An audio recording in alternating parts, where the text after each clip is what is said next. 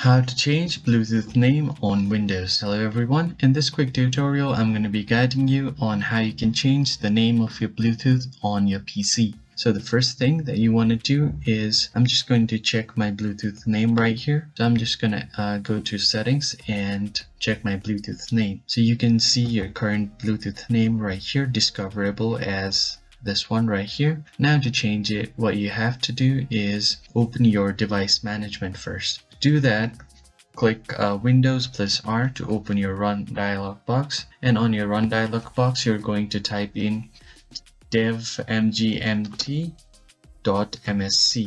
and enter, and this will open up your device manager right here. And now you have to click on Bluetooth and click on Bluetooth USB module and right click, then go to properties. And once you are inside properties, what you can do is click on advanced, and here you will see a name for your Bluetooth. So I'm just going to remove the BT behind and click on OK. And once you have renamed it, just close your settings and reopen your settings like so.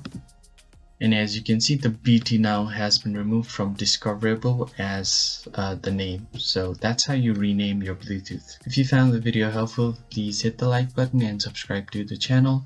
I will see you guys on the next video. Thank you for watching.